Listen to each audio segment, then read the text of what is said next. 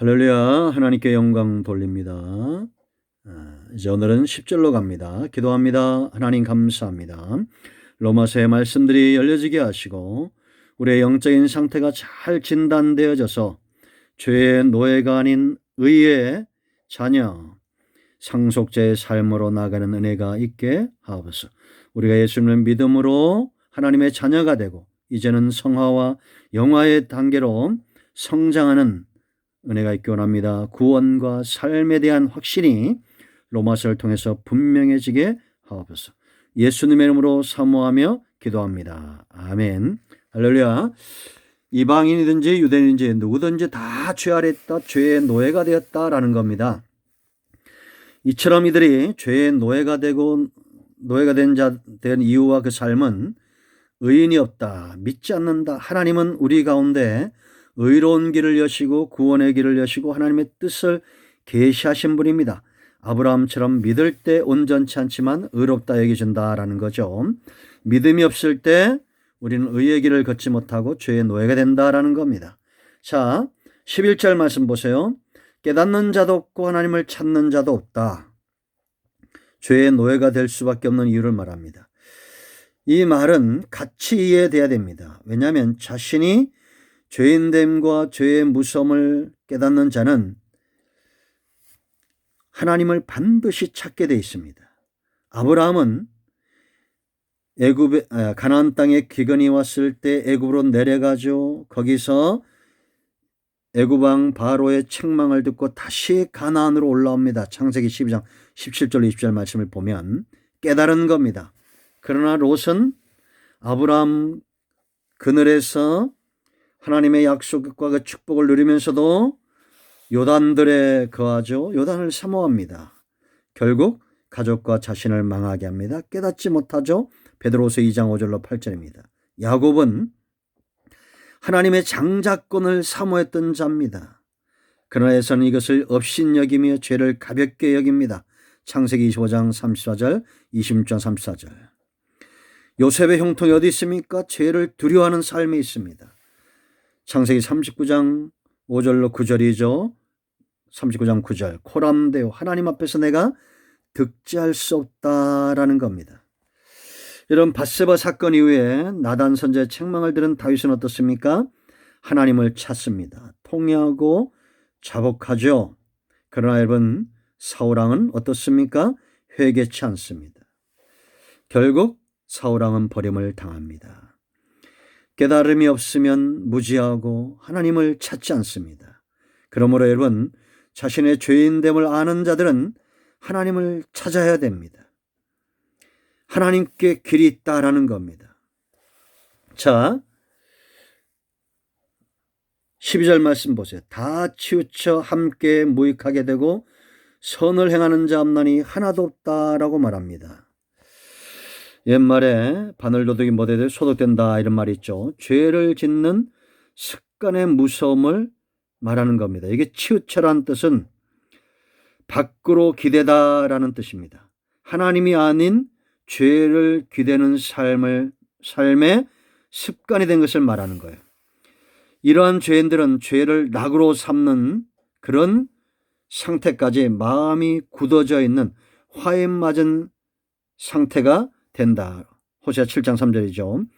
가인의 후손들이 이제 좋은 그런 예가 되는데 가인의 범죄는 후손에게 그대로 대물림이 되죠. 결국은 사람을 죽이는 일, 세상 문화, 철기를 만들고 퉁소, 수금 이런 거 세상 문화를 즐기는 타락한 삶, 살인 기계가 되어져 가죠. 창세기 4장 17절로 24절을 참고하시 바랍니다. 선을 행하는 자는 죄의 노예가 될 수 없습니다. 왜냐? 하나님이 선하시기 때문이다라는 겁니다. 그런데 세상은 다 치우쳐 함께 무익하게 되고 선을 행하는 자 없나니 하나도 없다.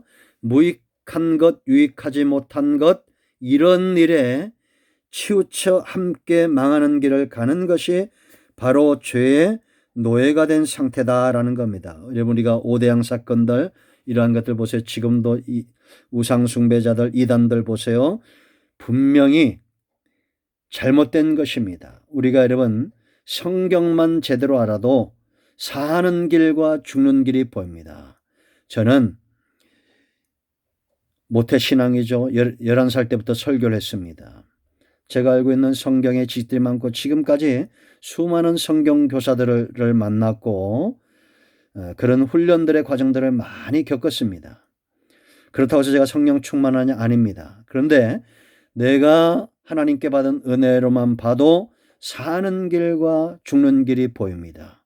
하물며 은혜 아래 있는 여러분들이겠습니까? 여러분, 우리가 무엇에 치우치고 있는가를 잘 보십시오.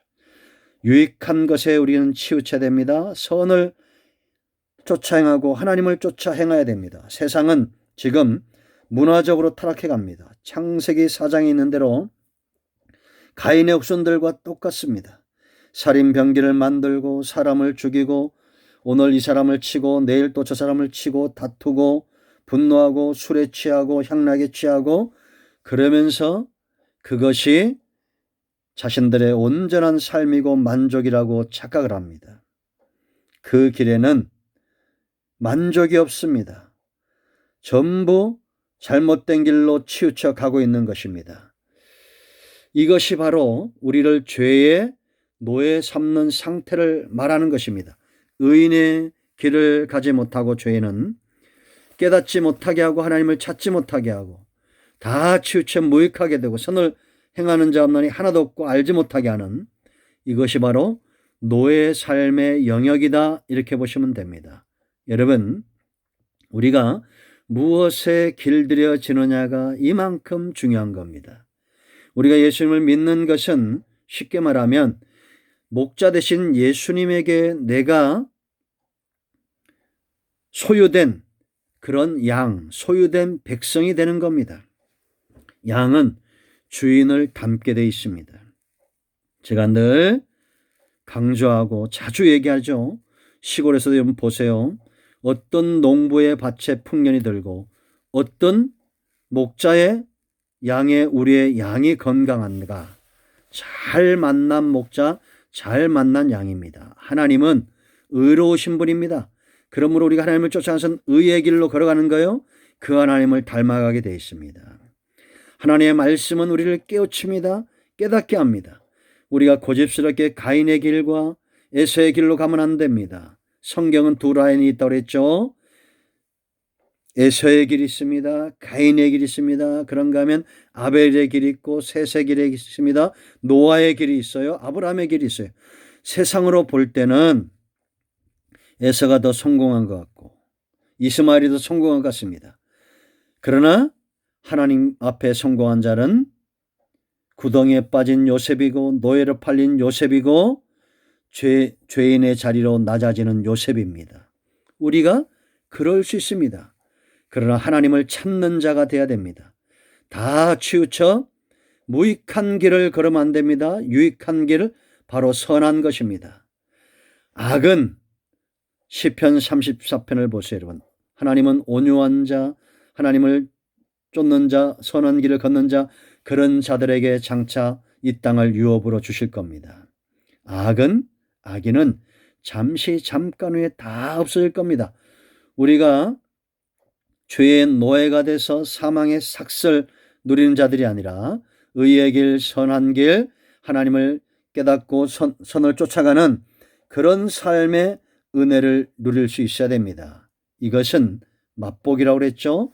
이런 삶들은 우리가 정말 예수를 믿고 내 안에 에너지, 엔진된 성령이 우리가 안에 들어올 때 가능한 겁니다. 그래서 로마서는 구원의 길과 삶의 길을 보여줍니다. 12장부터 이제 이런 삶들이 구체적으로 다 나오는 겁니다. 한마디로 말하면 산제물로 드리는 거죠. 이런 삶을 살기 위해서는 우리가 예수님 믿고 내 안에 성령 안에서 처음부터 온전하게 영화로운 모습으로 변화되지 않습니다. 이게 로마서의 핵심입니다. 우리가 마음으로 믿고 입술로 신하여 의에 이릅니다. 의인 되었다는 거예요. 그럼 그 다음부터 이제는 딱딱한 음식을 먹을 수 있는 단계로 성장해 가는 겁니다. 이제는 의의 길을 걷고 하나님을 찾고 깨닫고 선한 길로 걸어가는 이런 삶을 살게 된다라는 겁니다. 그러나 죄 아래 있는 자들은 의의 길을 걸어갈 수가 없습니다. 하나님을 찾지 않습니다. 선한 일, 유익한 길을 쫓지 않습니다. 다 치우쳐 함께 무익하게 됩니다.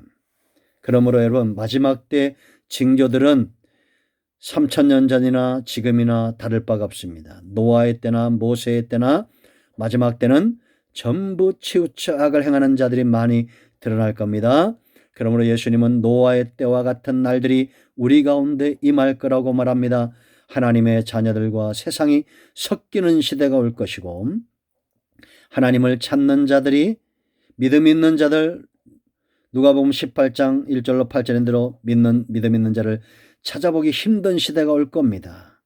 우리가 예수님을 제대로 믿고 성령 안에서 의로운 길, 깨달음의 길, 하나님을 찾는 길, 선한 길을 걸어가는 죄의 노예가 아닌 하나님 안에서 성장해 가는 이 놀라운 축복을 경험하기를 축복합니다. 이제 13절부터 18절까지는 죄의 형태에 대해서 볼 텐데, 이 죄가 성장해 가는 모습을 그대로 드러냅니다. 철저하게 우리의 영적 상태를 진단하게 될 것입니다. 오늘은 여기까지 하겠습니다. 기도합니다. 하나님, 이 말씀대로 되어지게 하시고 우리가 죄의 노예가 아닌 예수를 믿고 성령 안에서 성숙해가는 상속자의 삶을 살게 하옵소서. 예수님의 이름으로 사모하며 축복하며 기도합니다. 아멘. 이제 선포합니다. 오직 복음은 예수 그리스도입니다. 구원의 길과 생명의 길과 우리 육체와 범사의 모든 길들은 예수의 이름으로 응답되어집니다. 여러분의 뜻대로 응답되지 않더라도 하나님의 선하신 뜻은 응답되고 있습니다. 어둠의 문제, 사망과 질병의 문제는 예수 그리스도의 이름으로 해결되었습니다. 아멘. 할렐루야. 간증은 꼭 나누시기 바랍니다. 배가 되는 축복이 있습니다. 아멘.